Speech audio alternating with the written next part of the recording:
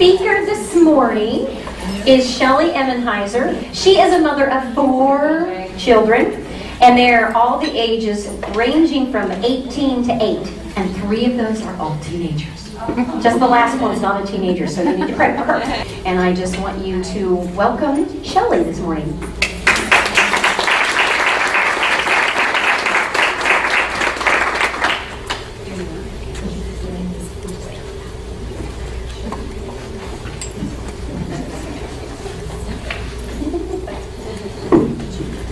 Good morning. Thank you all for having me. It's such a beautiful little town, and the drive over here was amazing. In the middle of March, you don't know what to expect. I thought I would run into snow, now 85-degree weather. So pardon my winter outfit because I haven't got my spring stuff out yet. So when you got your little, probably last month when you got your invitations for this month, and you saw the Mousetraps of Life, I bet you were thinking that's kind of an odd name for a presentation. But when I was 16 years old, I was a cheerleader in high school, and it was just a typical Friday night ball game. And back in the 80s, a long time ago, they didn't have the little tiny pom-poms that they carry around now. They had those gigantic, huge pom-poms. Does anybody remember those? Yes, I do. They were very large. And I had cheered 3/4 of the basketball game, no problems. And then one of my friends said to me, "What is that thing hanging from your pom-pom?" And so I'm digging and I'm looking and I can't find anything. And then we both discovered about the same time a sticky mouse trap hanging from my pom-pom. Apparently earlier in the week I had cheerleading practice, came home, and we lived in a very rural area, and my mom had placed some mouse traps around the house, and I had no idea, and I had thrown my pom-poms on that mouse trap and cheered almost the entire game with the mouse trap. And let's just say I hope there was not a mouse. Nobody ever told me. But I remember my mom being I thought it was really funny, and my mom had season tickets at the top of the bleachers, and I remember running up and showing her, and she didn't think it was as funny as I did. But I had no idea then that this incident in my life when I was a teenager, how significant it would be to me as an adult when I started to pick up traps in my life. And it was just so symbolic to me. In 1983, I would have been about 13 years old. And I tell this story because I'm also one of those people that tends to think that if I don't acknowledge something, then it's not there. If I don't acknowledge that there's a problem, I can ignore it until it goes away, is what I think that will happen. So the story is kind of, reminds me of that as well. But my parents had gone to Hawaii for vacation, and my grandparents came up to stay with us. And I had started to get this sore underneath my left arm. And I just thought, oh, it'll go away. Well, it didn't go away. It kept getting a little bit bigger. Until eventually I was walking around my house with my arm like this everywhere I went. And I was in cheerleading and doing other things. And my grandpa, who used to call me Marshall, because my real name is Michelle, everybody calls me Sheli.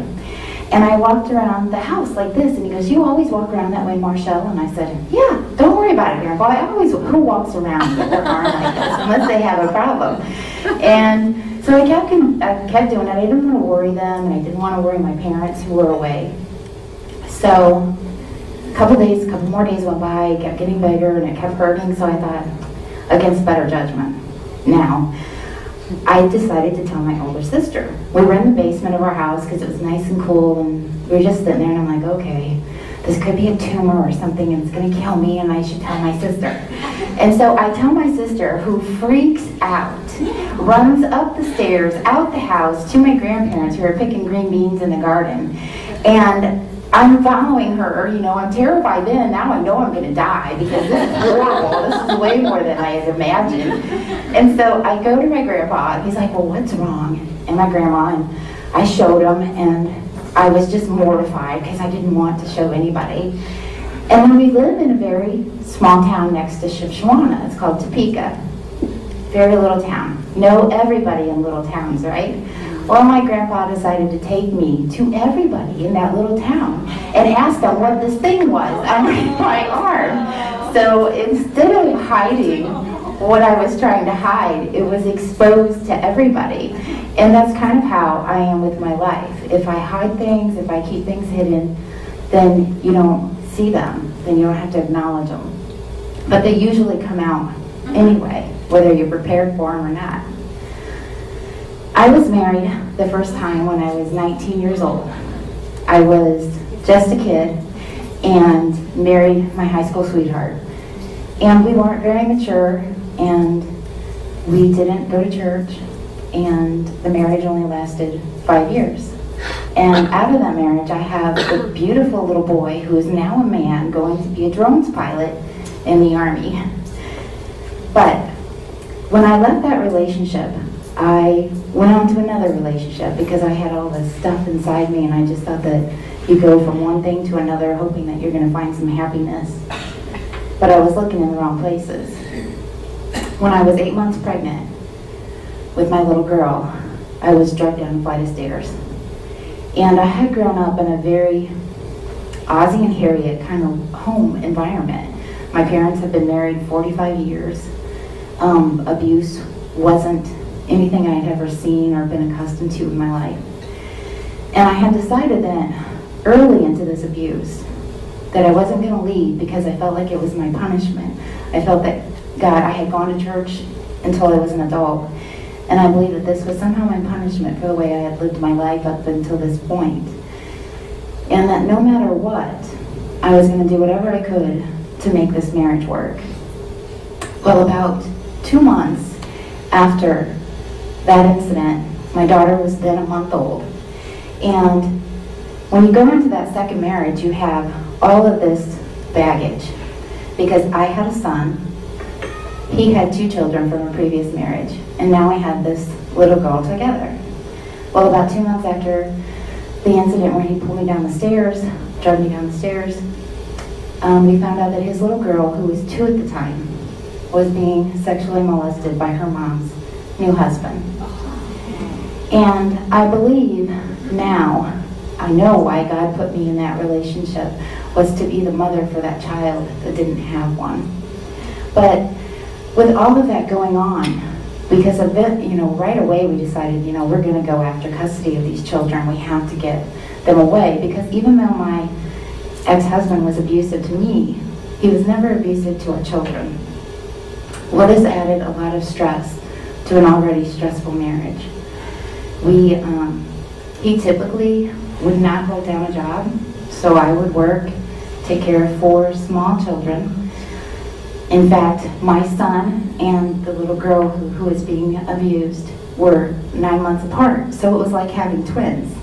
And then he had an older son who was 4 at the time, and then we had the baby. So it was busy. And he would seldom hold down a job, and I would work and try to take care of that and go to all of these appointments with the lawyers in court.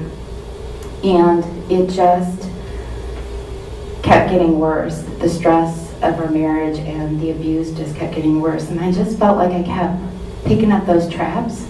I felt like my life was a pom-pom, and I was just picking up those sticky mouse traps, and everybody was seeing them.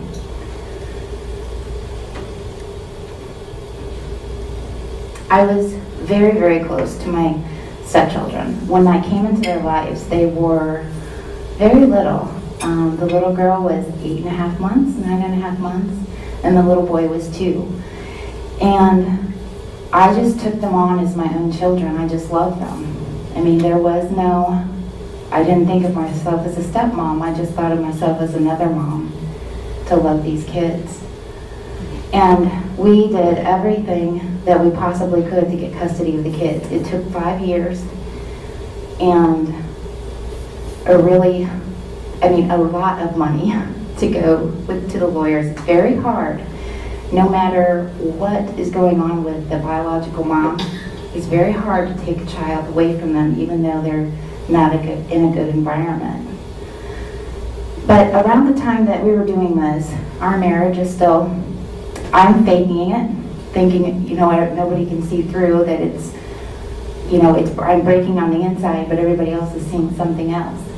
But I decided that if we went back into like my old neighborhood, if we went back to Topeka, a smaller town, and we could move there, and maybe it would just help our relationship. Maybe we could get out of the city, and now that we had temporary custody of the kids, we could make a new go of it. And my parents really, really wanted me to come back to the area. They wanted me to put my relationship with God back together. They wanted me to go to church. They wanted me to participate. They wanted me to bring up my children that way. And I just couldn't imagine God loving me. Even though I had grown up in a Christian home, I couldn't believe Him seeing past all of this, all of my traps, that He could love me anymore. But about 7 months after we moved back over there, I started working a job, and I believe that there is never, never a coincidence when you come across somebody in your life. It is a divine intervention from God when you are placed in somebody's life, whether it's for a minute or 10 or 5 years or 50. God has placed you there for a reason. And He placed this woman in my life for a reason, because she was persistent, just like my parents. But eventually, I listened to her. It's hard to listen to your parents, but you might listen to a friend. And I got to go to church. She started taking me to her little church, and I was taking the kids. And I was in my early 30s when I first started to have a real relationship with Jesus Christ. And that was the first time. And I really felt like things were changing. I was going to church, things were getting better, and I was ignoring the abuse still, but I just thought that if I kept going, and I went to church, and he would go to church, and he would change. But that didn't happen.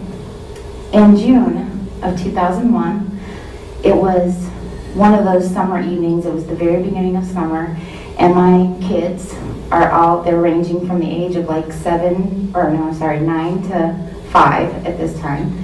And they're all in the living room. You know how it is. They have like a little camp out, they call it, and we're messing around, and I decided to let them sleep out there, and I had gone to bed.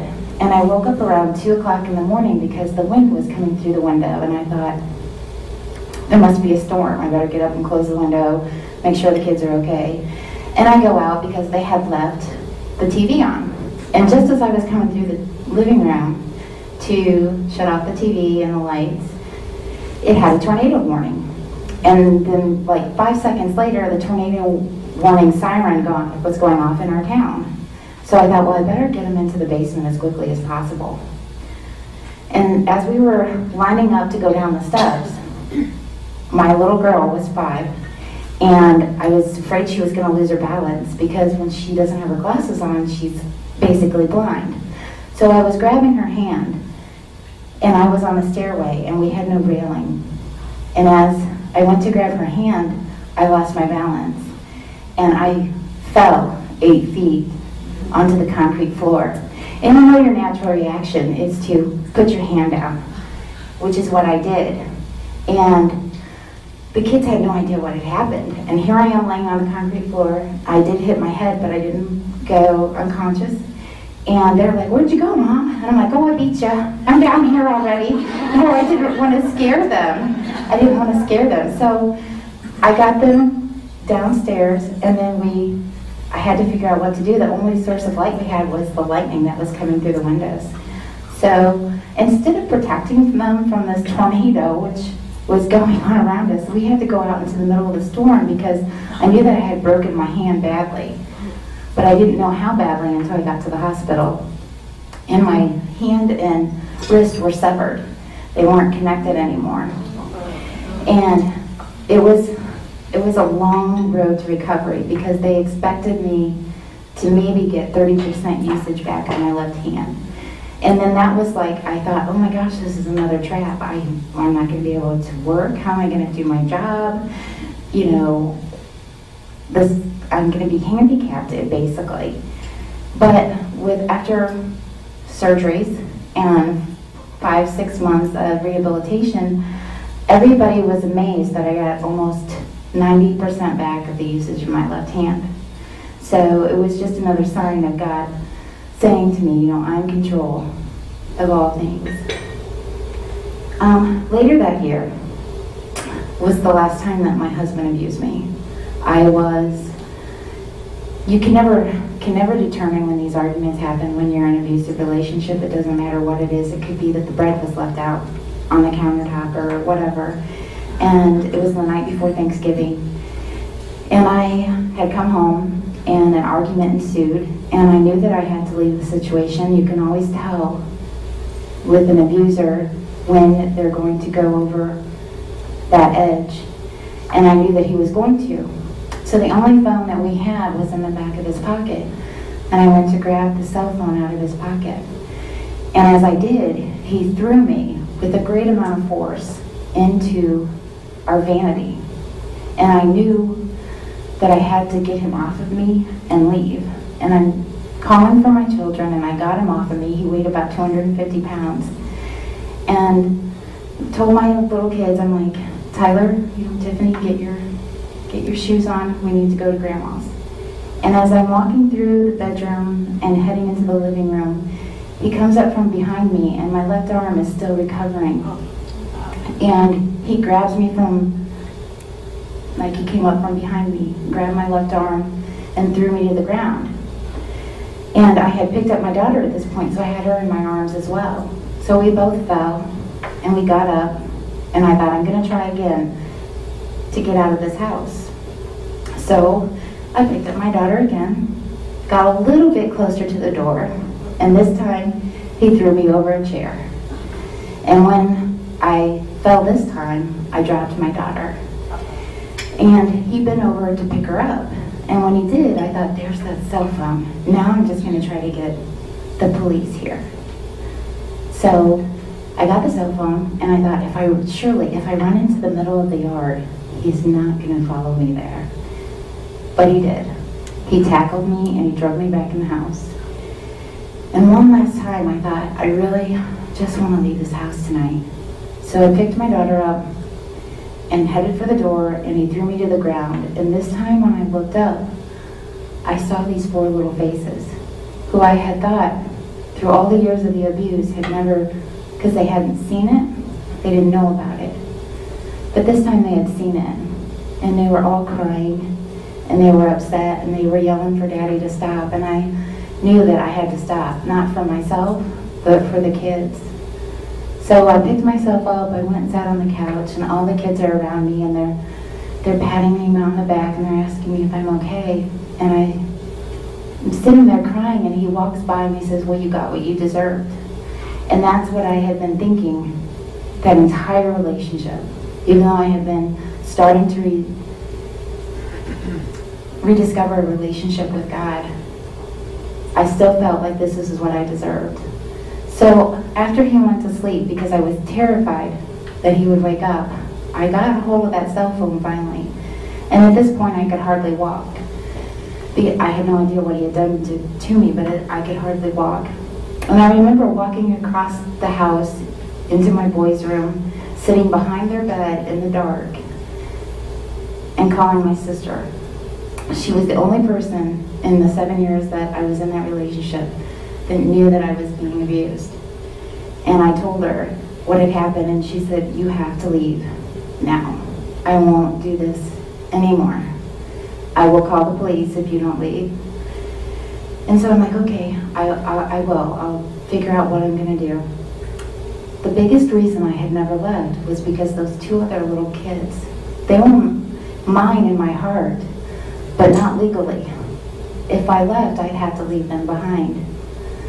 So, in the middle of the night before Thanksgiving, I packed my son and daughter's little bag, put them quietly in the car, and laid down on the couch, and I thought, okay, God, I don't have an alarm clock, I can't use one, so at 5 o'clock in the morning, if I happen to fall asleep, wake me up so that I can get out of here. And he did. And I changed my kids' clothes in the dark, quietly, put them in the van, came back in, and I did the hardest thing that I've ever done in my entire life. I kissed those other kids goodbye for the last time. I knew that once I walked out those doors, they would see me as abandoning them, leaving them behind, and I knew our relationship would never be the same. And kissing them goodbye and walking out that door was the hardest thing that I've ever done in my entire life. But I knew I had to do it to protect myself, and I knew I had to do it so that my kids would grow up not thinking it was okay to either do this to somebody or let it be done to you.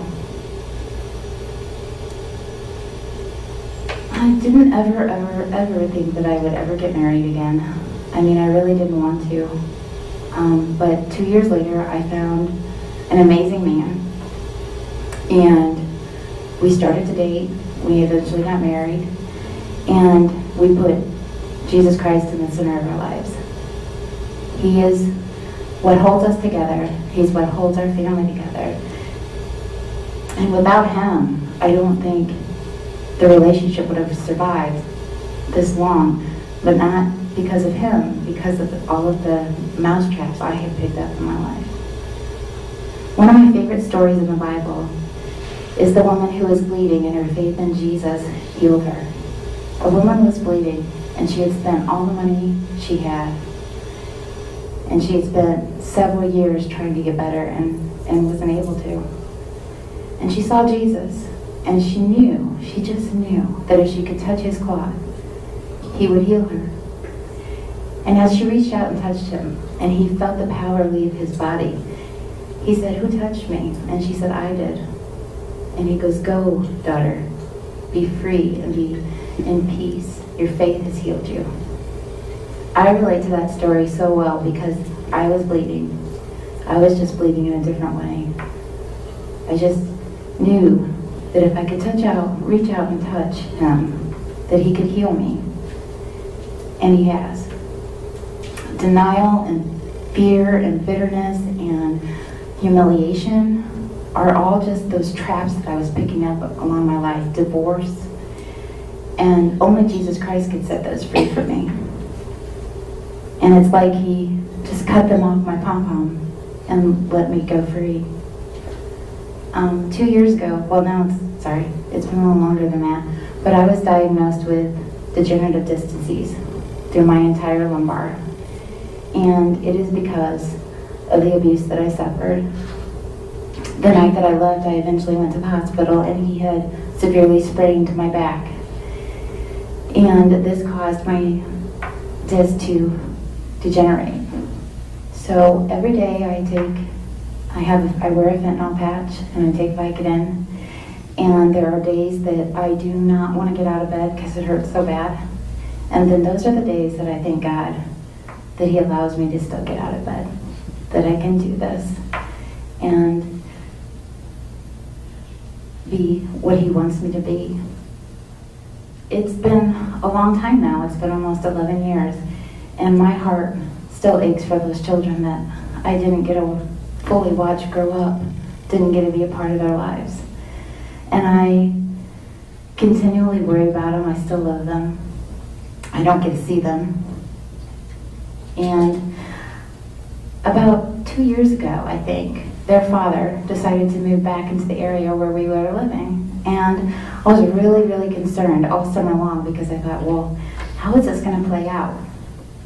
My daughter still gets to see her dad and her brother and sister, but my oldest son hasn't been a part of that life for a long time. I mean, how are they going to react? And he was angry at his ex-stepdad for what he had done to me.